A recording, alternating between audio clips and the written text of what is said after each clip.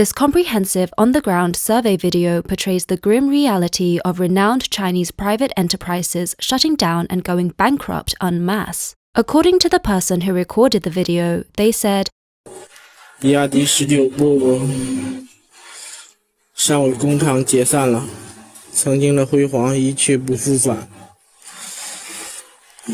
19年都是每天的产量都是10几台、20几台的下，现在没有订单了，工厂解散了。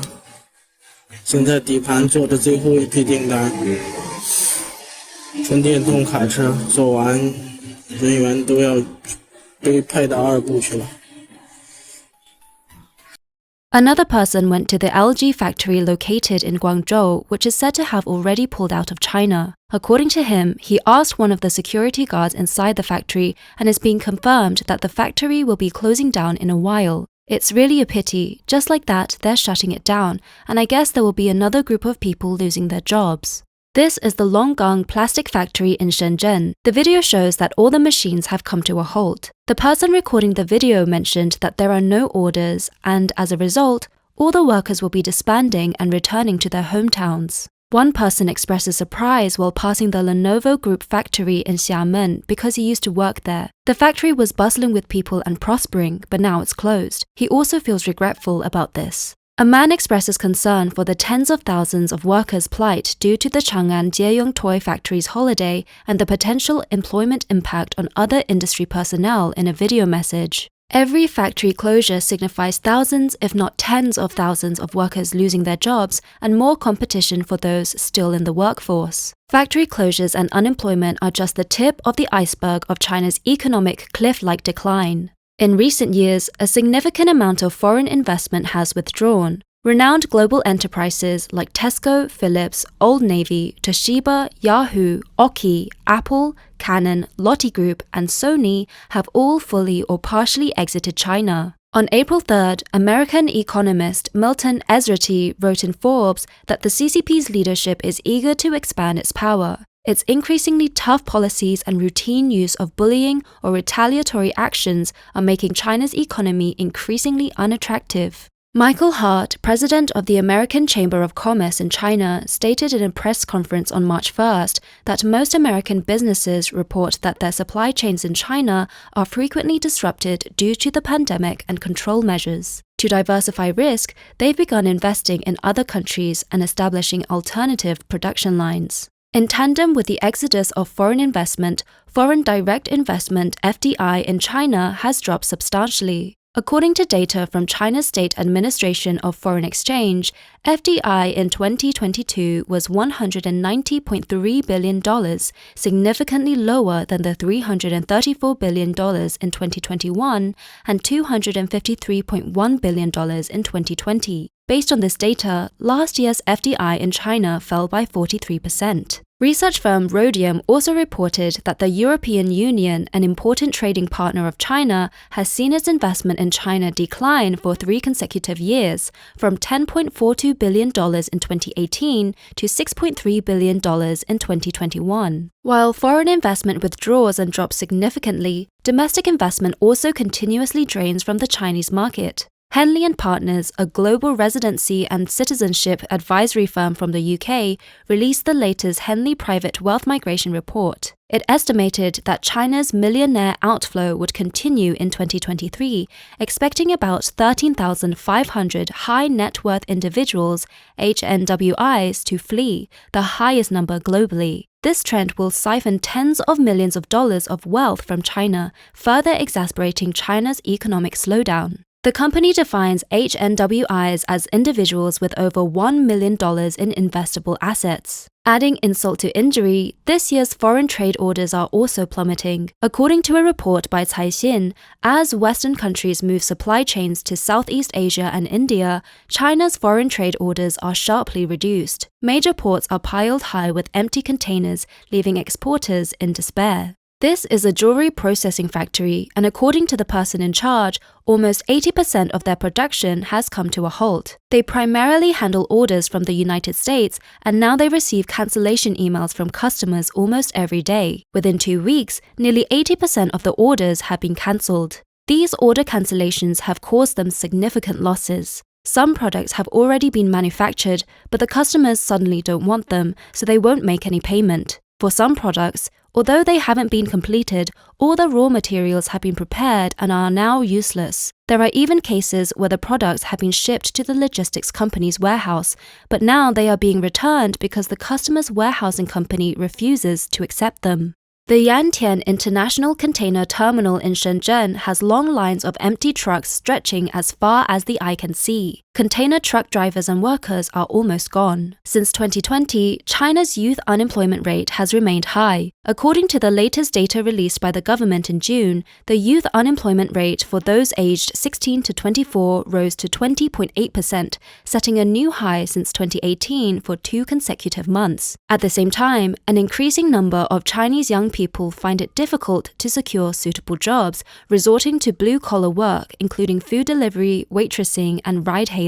However, these industries, seen by many as a fallback option, are rapidly saturating and are severely inward-rolling. An article titled "Overcrowded Delivery Drivers Can't Rely on This Bottom-Line Job Anymore" was published by People Daily Social under Jiemian News, a mainland media platform, on April 14th, creating a buzz online. Unemployed masses flood into food delivery, delivery drivers' income halved, made it to Baidu's hot search. 28-year-old rookie food delivery driver Luo Song from Shandong came to Beijing earlier this year. The 120-square-meter, 4-bedroom rental house he lives in is packed with nearly 30 food delivery drivers. In just 2 months, he discovered that the overcrowding wasn't limited to the dormitory. The entire food delivery driver community is overflowing, intensifying competition. In the bustling North 4th Ring commercial district in Beijing, where the daily order volume is around 2,300, Luo Song and his roommate Ding Changyi are stationed there. On average, each person can only handle around 30 orders, which means that apart from lunch and dinner, the drivers have almost no orders. 26-year-old rookie Tian Chongzi on one particular day only completed 18 orders, earning just over 100 RMB, half of what was expected. However, expenses remain unchanged: 700 RMB monthly for electric scooter rental, 800 RMB for the cramped dormitory that feels like canned sardines, and even the cheapest mapo tofu rice dish costs 18 RMB. Recently, Luo Song had an argument with a security guard while making a delivery and ended up being detained in a police station for a day. He not only didn't make any money but also lost 800 RMB. On March 19th, Weibo influencer and financial blogger Peng Cheng Shekou said, "Meituan in Guangzhou is full for the first time in history. The unemployment rate is close to 30% for college graduates." People in the comment section are saying that food delivery has become a knowledge-intensive industry. The increase in unemployment also affects various aspects such as consumption and real estate. For example, some people who can't afford their mortgages have started defaulting, and others cannot afford or dare not buy houses, severely suppressing the real estate industry's performance. The unemployment wave not only tightens the consumption of the unemployed, but also rings alarm bells for some professionals. People are tightening their wallets and reducing consumption amid this trend. All of these factors contribute to the push behind the economy's cliff-like decline, causing great concern for China's top leadership. According to Bloomberg's report on June 14th, senior Chinese officials have convened at least 6 emergency meetings recently to stimulate the economy, restore business confidence, and revitalize the real estate industry. They urge business leaders from various sectors to provide suggestions and strategies reflecting the urgency of the situation. From the actions of senior central government officials, it is evident that the crisis of China's economy plunging off a cliff is imminent. Without resolving the crisis of the cliff-like economic decline, the continuous depreciation of the Chinese yuan has plunged China's economy into a deeper crisis. From mid-April to June 30th, the exchange rate of the yuan against the US dollar dropped from around 6.8 to around 7.26 onshore and 7.27 offshore, a significant decline of over 5%, making it one of the worst-performing Asian currencies. Following the principle that everything has two sides, the depreciation of the yuan cannot be seen as entirely detrimental to the Chinese economy. At the very least, in theory, the devaluation of the yuan against the US dollar means that more Chinese products can be purchased with dollars, which is beneficial for Chinese exports. However, Xia, a manager with over 10 years of experience in foreign trade, said, Due to the current global economic weakness and low demand, foreign clients are cautious and there hasn't been a significant increase in orders due to exchange rate fluctuations. A financial executive from a large service trade company also stated, in the face of the downward trend in the yuan's exchange rate, some strong foreign companies often demand additional concessions on export product prices to offset the extra exchange rate gains. In other words, the devaluation of the yuan against the US dollar may not necessarily benefit exports. In other words, although the devaluation of the yuan theoretically offers some benefits, the current international environment has poured cold water on China's economy, rendering those benefits ineffective. These statements are confirmed by the phenomenon of numerous foreign trade companies in the Pearl River Delta region either taking holidays or closing down due to a lack of orders. The yuan's exchange rate has been pushed down by both internal and external factors, and the trend is difficult to control. There are inevitable reasons behind it, as well as a connection with the seemingly magical operations of the Chinese government. Firstly, due to the pandemic and the Russia-Ukraine conflict, global inflation remains high and Western countries have adopted tightening monetary policies and rate hikes to combat inflation. However, the CCP has implemented loose monetary policies and used interest rate cuts to stimulate the economy. On the surface, the CCP's approach goes against the global trend. However, it is closely related to the unique economic situation in China, where the economy appears strong on the outside but is weak on the inside. In reality, the rate cut was very minimal, only 0.1%,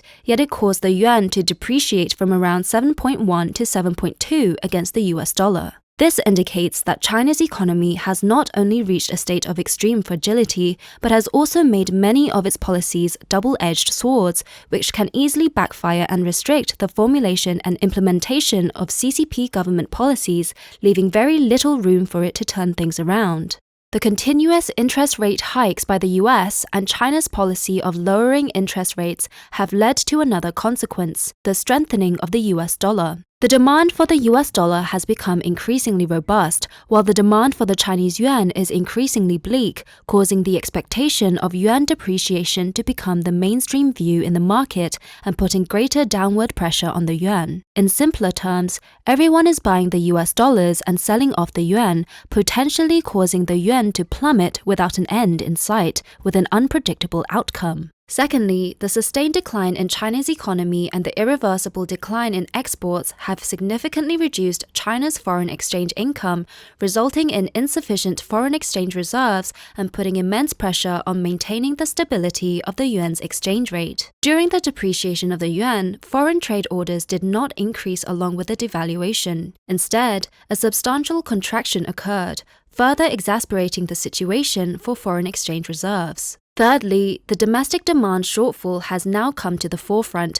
with many ordinary people running out of money and even those who have money being reluctant to spend it. After the most intense price war in history during this year's June 18th shopping festival, many mainland Chinese e-commerce platforms, apart from Alibaba's Taobao, Tmall, Suning, and Pinduoduo, only disclosed partial transaction amounts and order volumes. None of them released the total transaction amount for 618 this year, marking the second time that mainland Chinese e-commerce has not published the performance report for a major sales promotion after last year's Double 11 shopping festival. Chen Hudong, a guest researcher at the e-commerce research center of NetEase, said that many platforms not disclosing the total GMV, gross merchandise volume this year, also indicates that consumers' purchasing power may have decreased. The emphasis on GMV in e-commerce has weakened, which may be related to the discussions in society about the physical and e-commerce sectors, as well as the unsatisfactory transaction volume. However, no matter what,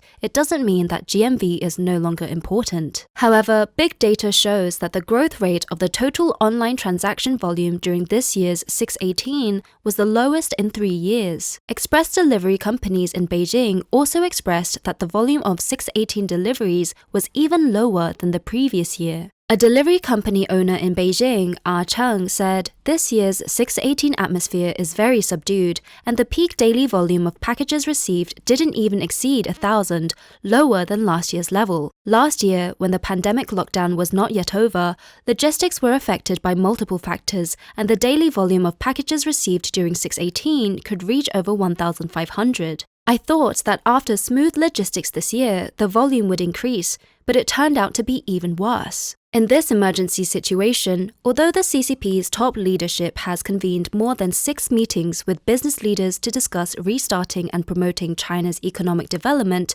what will be the final outcome? According to Bloomberg, during the 6 emergency meetings held by senior CCP officials on June 14th, in response to the call from the top leadership for business executives to contribute their ideas to save the economy, business leaders and economists have also urged the government to urgently modify policies and adopt more market-oriented approaches rather than the current planned approach. However, informed sources stated that all participants expressed concerns about the ambiguity regarding the timing and form of implementing stimulus measures.